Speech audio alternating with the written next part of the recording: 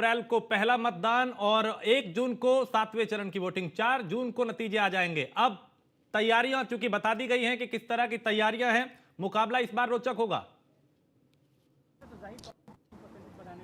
बिल्कुल, अगर हम बात करें तो जिस तरीके से कयास लगाए जा रहे थे, फिलहाल भी चुनाव अंदर चल रही है, जानकारी दी जा रही है। लेकिन जो 7 चरणों में चुनाव का जो ऐलान है वो हो गया है, यानी कि 7 चरणों में पहले चरण की बात करें तो 19 अप्रैल को पहला चरण होगा। इसके साथ ही उस दिन 120 सीटों पर मतदान होगा। इसके साथ ही 26 अप्रैल को दूसरा चरण, जिसमें 89 सीटों पर मतदान होगा। 120 नहीं पीयूष, शायद पहले चरण में 102 है, कुछ कंफ्यूजन तो नहीं हो रही? 102 माफ करें, 102 सीटों पर मतदान होगा। वहीं दूसरे चरण में 26 अप्रैल को जो चुनाव होगा उसमें 89 सीटों पर मतदान होगा। वहीं तीसरे चरण में 7 मई को मतदान होगा, जिसमें 94 सीटों पर मतदान होगा। चौथे चरण यानी कि 23 मई को जो मतदान होगा उसमें 96 सीटों पर मतदान होगा। इसके साथ ही 5वें चरण में 20 मई को मतदान होगा और 49 सीटों पर मतदान होगा।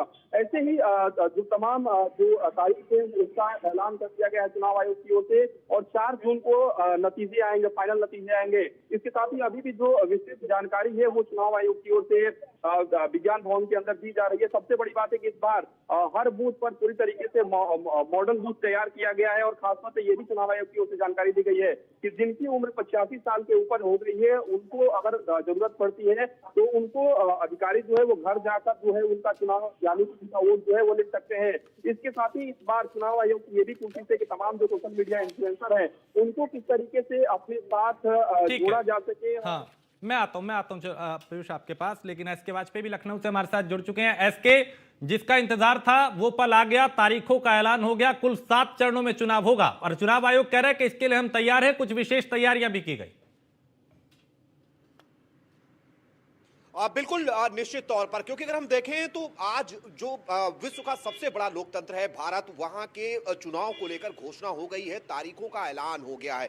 आयोग ने कई चीजें बड़ी कही हैं। अगर हम इन सारी चीजों पर अगर एक सिरे से निगाह डालें तो काफी कुछ चीजें आयोग ने स्पष्ट की हैं। सबसे बड़ी बात की इस बार करीब 97 करोड़ मतदाता हैं, और दूसरी बड़ी चीज ये है कि जो 20 से 29 साल के युवा हैं वो काफी निर्णायक भूमिका में है। करीब 20 करोड़ से ज्यादा उनकी संख्या है। मतलब अगर हम देखें तो पूरे देश भर में काफी कुछ वो तय करेंगे, काफी सीटों पर सीधा प्रभाव वो डालेंगे। और सबसे बड़ी चीज है कि जो देश के बड़े सूबे हैं, हालांकि जो प्रक्रिया है वो जो पहले चरण का मतदान है वो 19 अप्रैल से शुरू होगा।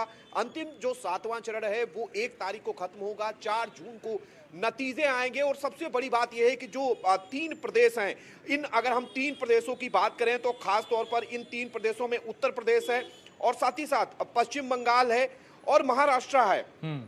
इन प्रदेशों की अगर हम बात करें जिसमें यूपी, बिहार, बंगाल 7 चरणों में चुनाव होंगे। मतलब पिछली बार भी अगर हम देखें तो उत्तर प्रदेश में 7 चरणों में चुनाव हुआ था। हाँ। उसकी वजह है कि उत्तर प्रदेश देश का सबसे बड़ा सूबा है, सबसे ज्यादा उत्तर प्रदेश में लोकसभा सीटें हैं, तो 1 या 2 या मतलब उससे ज्यादा चरणों में चुनाव कराए जाने संभव नहीं है। और अकेले अगर हम आज इस 97 करोड़ के पूरे देश भर के आंकड़े को देखें तो इसमें अकेले 15.27 करोड़ मतदाता अकेले उत्तर प्रदेश से हैं। तो काफी कुछ चीजें आयोग ने बताई हैं। हालांकि आयोग ने बहुत सारे दिशा निर्देश भी जारी किए हैं। आयोग ने जो बैठकें अलग अलग प्रदेशों के अधिकारियों के साथ की थी उसको लेकर भी काफी कुछ जानकारी दी है। और फेक न्यूज ना चले, सोशल मीडिया पर किस तरीके से चीजें नजर रखी जाएंगी, कहीं कोई गलत जो इंफॉर्मेशन है वो सर्कुलेट ना होने पाए।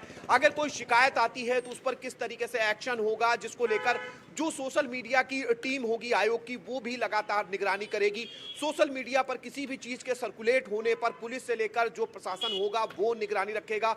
जो जिलों जो विभिन्न प्रदेशों के जो निर्वाचन अधिकारी हैं वो लगातार कम्युनिकेट करेंगे जिलों के जिला निर्वाचन अधिकारियों से। हाँ। तो ये बहुत सारी चीजें हैं। अगर हम कहीं ना कहीं इस पूरे आंकड़े को देखें तो काफी बड़ा आंकड़ा आयोग की तरफ से प्रस्तुत किया गया है। हालांकि आयोग ने स्टेप बाय स्टेप चीजों को बताया है और कहीं ना कहीं उन चीजों के जरिए आयोग ने बहुत सारी जानकारियां देने की कोशिश की है। अगर इसमें हम मोटी मोटी जानकारी देखें तो 19 तारीख को जो पहला चरण शुरू हो रहा है उसी दिन उत्तर प्रदेश में भी चुनाव शुरू हो चुका होगा। मतलब उस दिन उत्तर प्रदेश में भी मतदान हो रहा होगा। हालांकि शाम 5 बजे उत्तर प्रदेश निर्वाचन आयोग की प्रेस कॉन्फ्रेंस है। माफ कीजिएगा, शाम 6 बजे उत्तर प्रदेश निर्वाचन आयोग की प्रेस कॉन्फ्रेंस है, जिसके बाद वो जिले डिक्लेयर करेंगे कि जो पहला चरण, दूसरा चरण, तीसरा, चौथा, पांचवा जी। और छठा, सातवां, इस तरीके से सभी 7 चरण में वो किस चरण में किस जिले को ले रहे हैं, ये जिले भी डिक्लेरेशन आज संभव है कि आज शाम को उत्तर प्रदेश निर्वाचन आयोग की तरफ से कर दिया जाए। मतलब तस्वीरें और साफ हो जाएंगी कि उत्तर प्रदेश के जो अलग अलग भाग हैं, चाहे जी। वो बुंदेलखंड हो, अवध हो, हाँ। पश्चिमी उत्तर प्रदेश हो या फिर पूर्वांचल ठीक। हो, उन सभी में चुनाव कब और किस